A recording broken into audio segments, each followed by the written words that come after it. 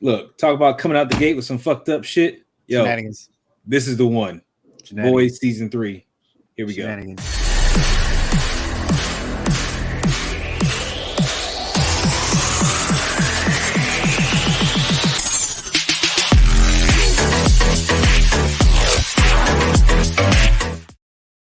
Yo, right out the gate, the boys decided to launch, and they launched with a 3-episode premiere. Yeah, they launched all right. They launched like a mug. Like, this was freaking outstanding. I'm talking about, we really got into it, and they weren't dicking around. Well, they were. I like this was going on. Puns intended.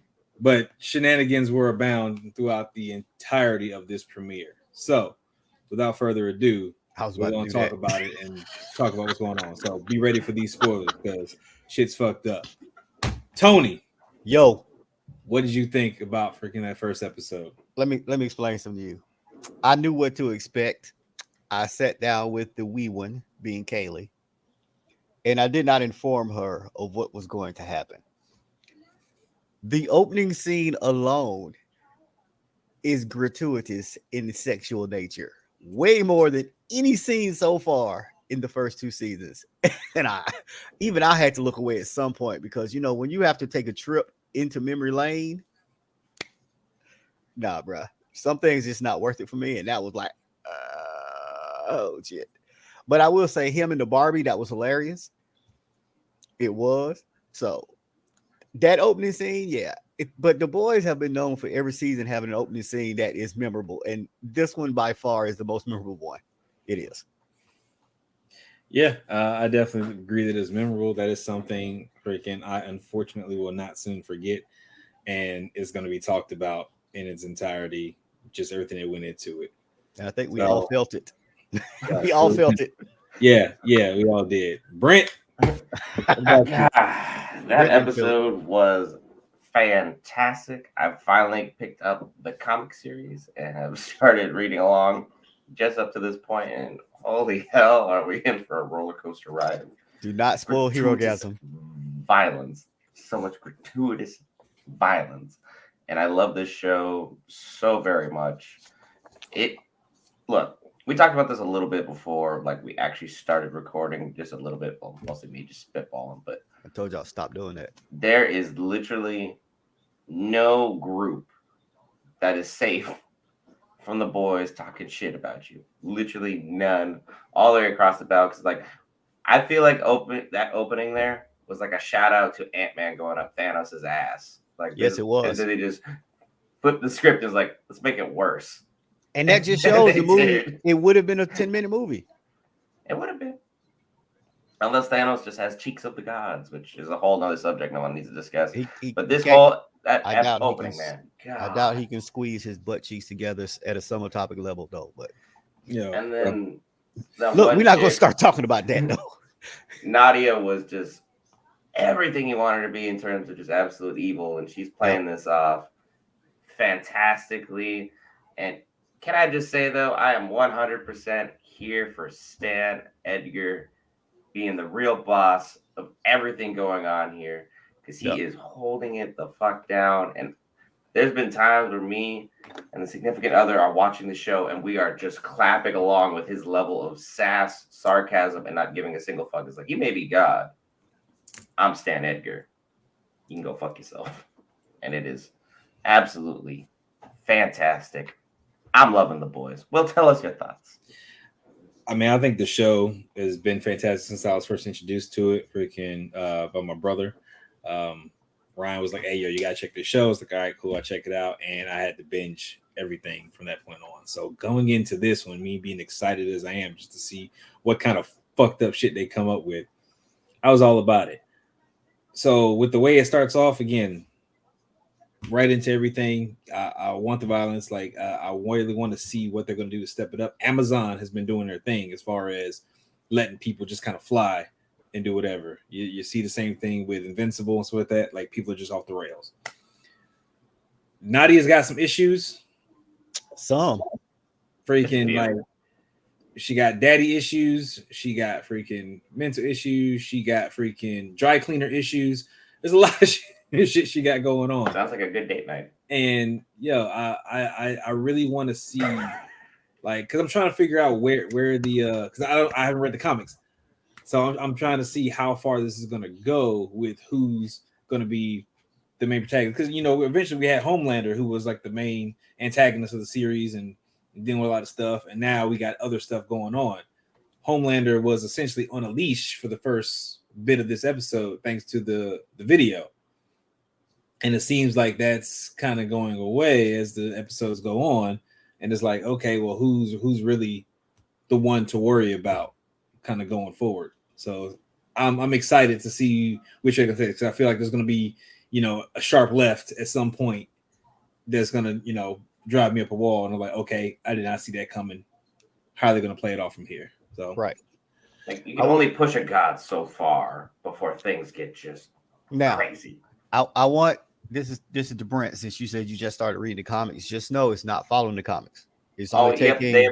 It's only doing. They're literally doing this because there's a lot of differences between the comics and the live action. And I know they're not going to do a certain scene because it hasn't been established in the show. Because in the comic books, Homelander is bisexual. But that hasn't been established in the show. So I don't know if we're going to actually, and I'm not sure that Jensen Ackles will be down with that, because I don't know him that well. I just know him from Supernatural and some animated movies that he's voiced over. I don't know how he would be down to portray that, but that's on him. Can I just say though that he definitely bulked up for this role, and I'm 100% here for that. Bulked up or padded? It does look a little padded to some extent, but I mean, he definitely has put in some significant work, because when he was in Supernatural, he was scrawny. Like, give this man a burger. Well, I mean, during his Supernatural run, he got bigger as the seasons went on, because him and Sam were both kind of minuscule, and then they started getting bigger as the seasons went on. But that's neither here nor there. One of the greatest shows I've ever watched was Supernatural. I said it. I stopped watching after season 10. You're an idiot. Meant nothing to anybody. But it's explained. It got explained. It's just I no longer cared. Shut up. There's no consequences. Stop it. We'll save this talk for our just random ass talks that we need to start having. Led by Will Parker. Anyway, either way, so throughout this, just know that we're going to be pinballing throughout. There's 3 episodes that drop, so we're going to be pinballing throughout this, talking about different things that happens. And a lot of people were talking about Soldier Boy and him being cast and everything that's coming up. So a lot of stuff that we're getting is Soldier Boy in the past, and trying to figure out what's going on with him and his lady. What was she called? The Countess or something? The Crimson Countess. Countess, right? So I guess we're trying to put all that stuff together as to what happened in the past versus what happened to now. Is Soldier Boy still alive? Is going on? Whatever. So I'm still confused on a little bit of that freaking, but the whole thing that goes down with setting up for Nadia being a piece of the Foundation, a piece of vault, but not it's weird. I'm trying to put it all together. So please correct me wherever I'm lost or whatever, because I'm need y'all to help me out with this. She's being backed by Edgar. He's basically set up in place where Vought can't lose. They control every piece on the chessboard. They're just playing each other right now, and it's right. They win. He's essentially moving both sides of the board, however he sees fit. So when this guy got out, and she had to go pop his balloon, she had to shut him up for whatever reason he had to say, which led to Huey finding out more information, and they're just kind of going from there. What's going to happen with her going forward? Is she what exactly is her purpose? I may have missed it. Is she trying to be? She just running that show part of there? Is she trying to become more than that? She's going for a congresswoman presidency type stuff. What is her? Her main goal is basically to get as much power as she can. That's what her goal is. And she still works for Edgar, so the more power she gains, more power Edgar gains. I would like to say that I love the fact that they showed that her powers are not just head popping, because I was watching other people. They was like, yeah, she's great at hip hop. And I'm like, no, she can blow up anything that she looks at. She just chooses to pop your head because that's an instant death. She can blow up anything that she looks at, any body part, anything. And I love that they showed that when her and old boy was fighting, and she just like blew off his hand and they blew off his jaw. I was like, yeah, that's great. And it just blew up his entire body. So yeah, that I like how they put that out there. Yeah, And then they definitely amped up the gore for this season, because like season 2 is like with even the whole whale scene, like that's a lot of gore. And then just in the first episode alone, you got the head popping. That whale scene. You got the lower half of your body blowing off. Like, Termite. Shout out to Termite. Shout out to Termite sniffing like half a world of coke, because that's what he did. But you shook him in that bag. Yeah. Oh, that was hilarious. He was trapped in a Ziploc. I'm sorry. Go ahead. I was like, he couldn't freaking, as he was going expand out of there. Or... He couldn't just expand back to normal as he was going. He got too coked up, man. You know, he was too coked up, dude. He didn't know what was going on. He got that is like the homage to you can't beat yourself out of wet paper bag. He couldn't get out of Ziploc. Oh no, I just love how Frenchie was freaking out about it. He's like, no. He just so happy, like, no. Oh yeah. And then the woman came in. He's trying to go up my dick. Get him. Gotta get him. He's just trying to go up my ass. I'm like, so it was fantastic. On the second part, we get the kind of the jump back to try to figure out what's going on with his sidekick Gunpowder and all the allegations, I guess, that were freaking thought about with Gunpowder. We still don't really know what's the truth. I mean, he said one thing, you know, Butcher said something else. We don't know what the truth is exactly. It was true. Oh, no way it wasn't. Yeah, freaking. So yeah, so that was a whole little thing with that, and I just thought it was, you know, funny how they kind of set up everything and they kind of give you some of the backstory without having to directly have a whole episode about it. Like, again, with Noir and why he wears the mask, it's like, okay, that makes sense. If your dumbass would have had it on the whole time, you probably wouldn't have been as bad off. But you know, again, they changed that from the comic. What was the original? He's a clone of Homelander. He looks exactly like Homelander. That's why he never takes it off. He's the exact duplicate. Oh, he's their kryptonite for Homelander because he's the only one that can beat Homelander. Nice. Well, Brent will read it. If Brent gets to volume 2, I think it's revealed. Either way, I've still been a huge fan of Noir, like from Get in this show, and it's like that hasn't changed.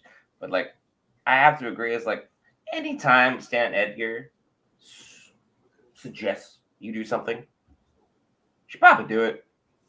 It's usually within your best interest, and for him to literally be as badass as he was, as assertive as he was, and as well spoken as he's been the entirety of the show, because like even with the flashbacks that we got in episode 3, I know I'm hopping around a little bit. Do it. He's been putting people in their place like throughout his entire history, and it has been fantastic to see. He's absolutely right about everything that's been going on, and it's just tough. You do not argue with this man. He's playing mahjong. Everyone else is still figuring out how to play checkers. Now, I will say that if Homelander was a little bit smarter, he would be like the greatest villain ever. He would, but he's too dumb as shit. Himself and so too conceited and trying to figure it out. And that kind of goes along with him just, you know, wanting to do whatever. And you see his progression, like as his mental is breaking. We saw his birthday bash. Stormfront. It's like that. You know, after the whole he still loves. And there's like, yeah, freaking she's gotta get gone. So they end up having her commit suicide. So she dies, and then he's broken. He's entirely jacked up from that point, and now he's speaking of jacked. He was jacked up before, and he was jacked up after. So either way, I mean, that's all Stormfront was good for after that. mean, pretty much. She only had one arm. Nub But, jobs. it was like it set her up for. It set her up to really be that catalyst to break his hinge, and then from there he's just going into a downward spiral. And you see it with hey, go ahead and jump. I don't even care about my image, so to speak. You jump. I'm gonna say what I want to say. I'm just gonna do me because people are resonating with that. His points are going up because people are really enjoying that. So now, because of his ego check, so that he really like this is what the people will love. This is what they want. Now he's really finna go off the hands, and that's why he's just like, I'm finna do whatever it is that I want to do. You know where they got that from, right? That was from the past president. I'm just saying that was exactly what he It's was either doing. that or they took that directly from the Injustice storyline where Superman finally snapped. I was like, you know what? I'm No, gonna no, do I'm me. talking. I'm talking about his speech about he's gonna do whatever the hell he want. He gonna talk how he want. Hmm? I was just running away from it A in a little bit different of column direction. A, a little bit No, of column B. not run away from nothing.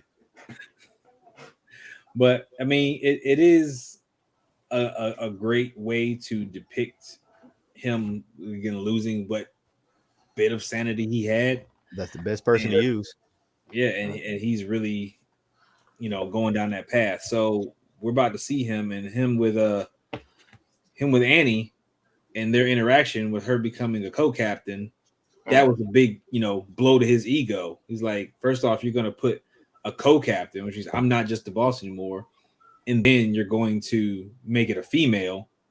That doesn't help me none either. So you see, he's trying to now pad his ranks with more.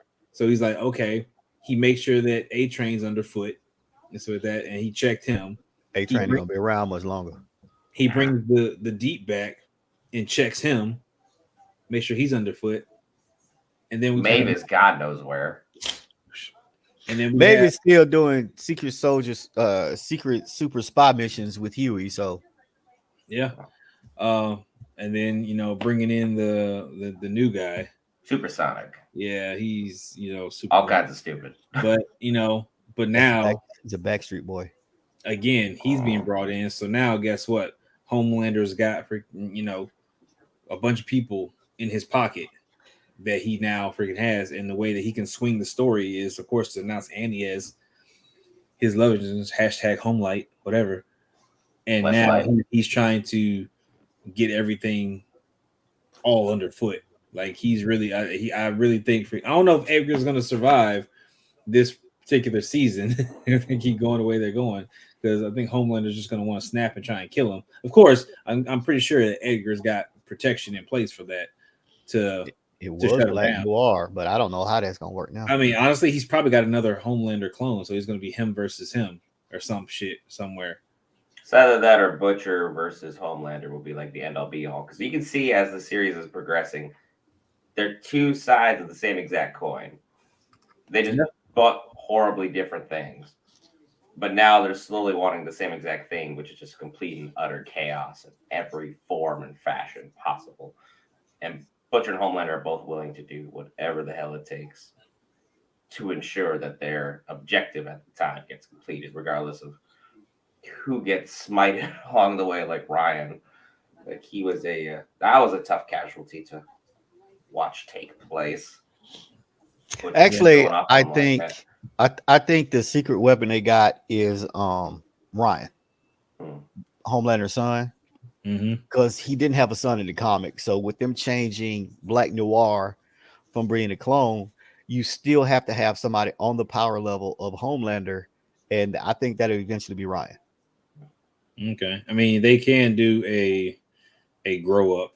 Yeah, like if they want. I mean, think about it. He's still a superhero. They could just say he is part of his genes. He had a growth spurt, and now he's not 12. He's 26 now. Yeah, and then just scale his powers. And this show could go on for several more seasons. So it's like they got plenty of material to work with. Yeah, they can have him grow up on the show. Yeah, I mean, it just depends on how they or, want to. Or find lookalikes, dude. Hey, this was a 1 year jump in between the last season. You could do a 2 or 3 year jump for the next one. Make him a teenager. Yeah, I mean, I'm with it.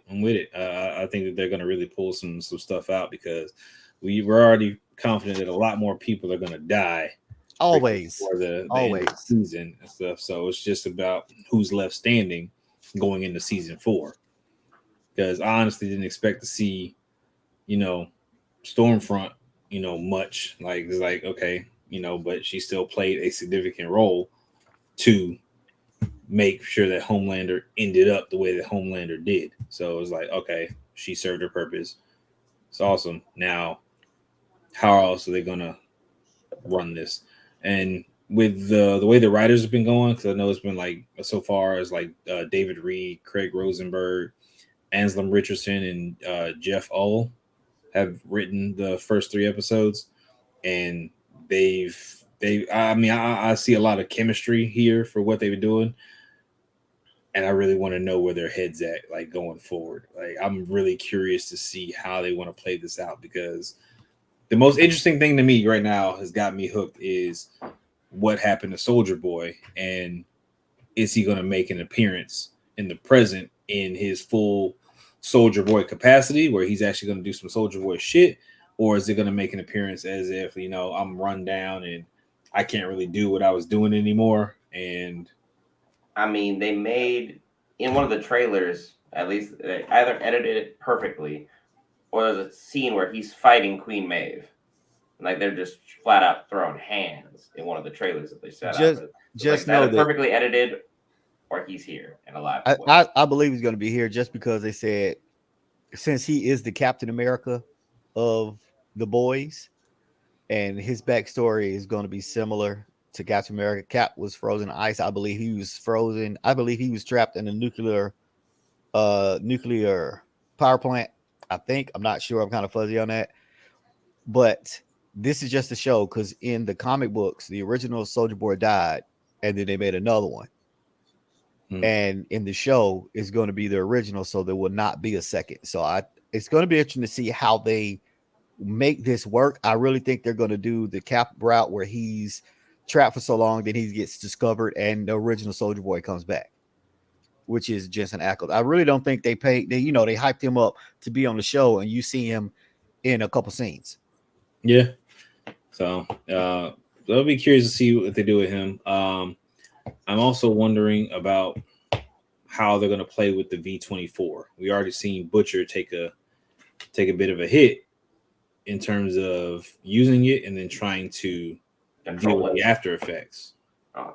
So now I'm wondering, okay, is anyone else in the crew going to participate in any of the V-24? I kind of think Huey is definitely one that would do it. I don't think Frenchie or Mother's Milk will really take it into, but I think Huey would be the one, if anybody, to take it. He's got to save Annie or something to that effect, or he's got to stop Butcher because Butcher's going too far. Like it's gonna be something to that effect. But I'm also wondering if you've already got powers and you take it, does it do anything? Does it have They had powers in the book. Carry on. Brent knows that though. Yeah, I'm I sitting know. here politely waiting. Yeah, they had powers. They had powers in the book. See, that was the only way they could go. That's the only way to go. Okay, see, But again, I that's one of the changes that I do like. I like They're the fact nitpicking how this is working. Yeah, I like the fact that I like this change that the boys don't have powers. It's just regular people. I like that change. It makes it more believable than if I'm seeing Superman versus his alternate reality injustice version of himself. That gets boring after a while. Let the You want underdogs to get root out for the here. underdog. Yeah. It's like Give the me Falcons in some every game they play. even the off season when they in training camp. That's their underdogs against themselves. That's how it is. I'll talk about my birth. Told you about that, fucker. Had to do it. Is there anything else you want to mention, Will? We're about No, I mean, 45 minutes in I think now. y'all answered a lot of my questions. I'm just kind of sitting there curious. I'm still excited to see what's going to happen. So it's just kind of a wait and let's see at this point. So I'm good. I'll just give me the rest of the episodes and keep it coming. Will we be doing our usual midnight release for the fans at home who want to know? Cool. I'm down. I'm down for it. You won't see me. I'll be asleep. Because I mean, we're already going to have a crazy schedule coming up. We will be doing Obi-Wan and we'll be doing Miss Marvel at our usual time. So we're not be getting any sleep. Just check them out, please. Y'all got no lives. Y'all got no lives at all. No, My lives are for the people. You're there welcome, you go. everybody. I'm with it. Well, I guess I'll do my own thing. I'm gonna work on me some. I'm gonna rank my personal favorites for Batman's roles because I'm Rock the Batman, and I might do some draft buzz for the NFL just because. Just because. Other than that, we'll cut it short there. So appreciate you guys for watching. Let's Cut. tune in, and we will catch y'all in the next one. Holla!